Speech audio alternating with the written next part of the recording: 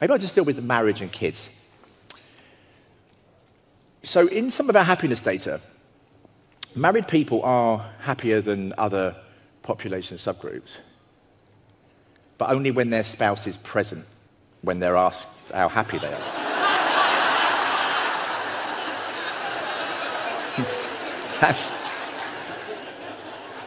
Well, you laugh, but that's the data. I mean, what can I say? I mean, this is all good academic science. When the spouse is not present, fucking miserable.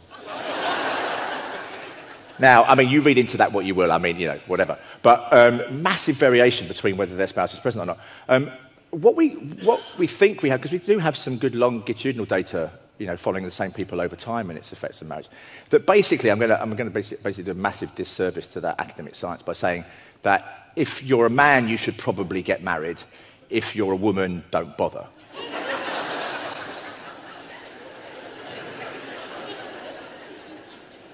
See, if you're a man, you basically calm down.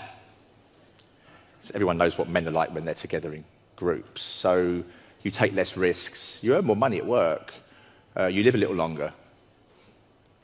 She, on the other hand, has to put up with that, and she dies sooner than if she never married.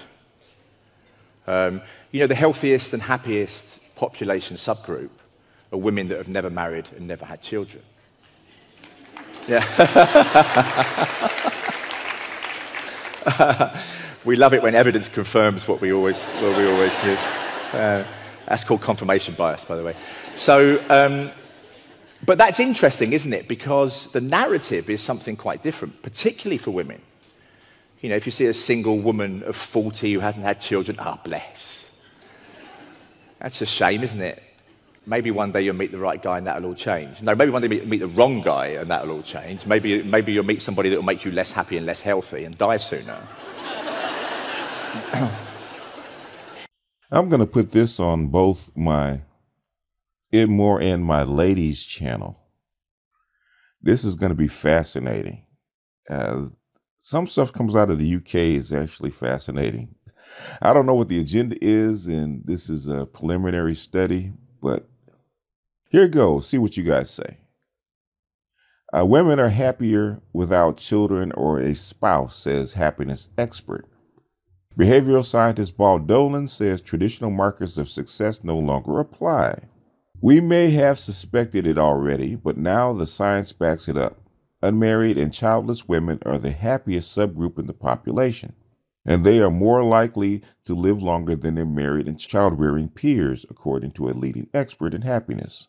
Speaking at the Hay Festival on Saturday, Paul Dolan, a professor of behavioral science at the London School of Economics, said the latest evidence showed that the traditional markers used to measure success did not correlate with happiness, particularly marriage and raising children. Dolan's latest book, Happy Ever After, cites evidence from the American Time Youth Survey, which compared levels of pleasure and misery in unmarried, married, divorced, separated, and widowed individuals. The study found that levels of happiness reported by those who were married was higher than the unmarried, but only when their spouse was in the room. Unmarried individuals reported lower levels of misery than married individuals who were asked when their spouse was not present. Well, if that's the case, why are men less happy if they're unmarried? That doesn't make sense. Other studies have measured that some financial and health benefits in being married for both men and women on average, which Dolan said could be attributed to higher incomes and emotional support, allowing married people to take less risk and seek medical help. However, Dolan said men showed more health benefits from tying the knot, as they took fewer risks. Women's health was mostly unaffected by marriage, with middle-aged women being at a higher risk of physical and mental conditions than their single counterparts. Despite the benefits of a single childless lifestyle for women, Dolan said that the existing narrative that marriage and children were signs of success meant that the stigma could lead to some single women feeling unhappy. That's why I hate social scientists. You see a single woman of 40 who has never had children, Bless, that's a shame, isn't it? Maybe one day you'll meet the right guy and that'll change. No, maybe she'll meet the wrong guy and that'll change. Maybe she'll meet a guy who makes her less happy and healthy and die sooner. Now, sometimes I hate social scientists because they can be contradictory, especially out of the UK. So if women are unhappy being married and happier being unmarried, why don't they just stop trying to push for marriage and children? So if a single childless woman is happier than a married woman with children, then what's the big deal?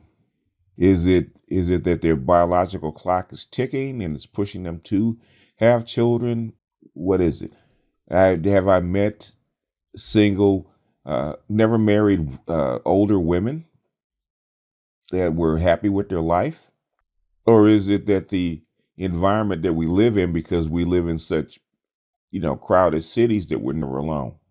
So there's no need for companionship of children. But what about the loneliness factor? I think I need to see more of this study, because some things are contradictory and they don't make sense. If women are truly happier being unmarried, why do they push for marriage? Because it's not men pushing for marriage, because it's the exact opposite. Women that are happy, so-called the people that are happy as being single, are the one pushing for marriage, and the men that should be married are actually not pushing for marriage. Doesn't make sense. That's why I think a lot of times that these are social, I shouldn't say social experiments, but I think these are social propaganda. Are single women with childless, unmarried happy? Yes, till they get about 30. But say that a woman is single and not married and childless and happy at 40, that's not my experience, especially at 40, because her ability to attract a mate at 40 is tenuous. Her ability to attract mates or other men at 40 are tenuous. It's better for her to get those men at 20, because that's when her attraction is highest. Her attraction gets lowest at 40. But I'm going to have to look this guy up and see what he has to say further, because now I'm confused. It doesn't make sense. But what do you guys think? I'm going to put this up, see what you guys think. Because on the surface, in their 20s, it makes sense. In their 30s and 40s, it doesn't. So are they changing the narrative that women shouldn't get married, should stay single, shouldn't have kids, at a time when they're trying to push women to have children? This is very, very odd.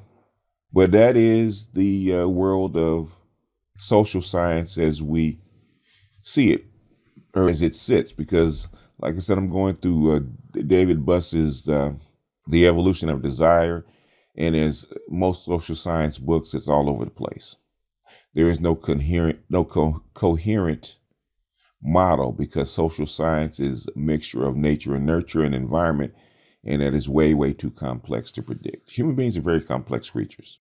But with that, I'm going to jump off of here. This is BGS out, and I will see you guys on the next one. Peace.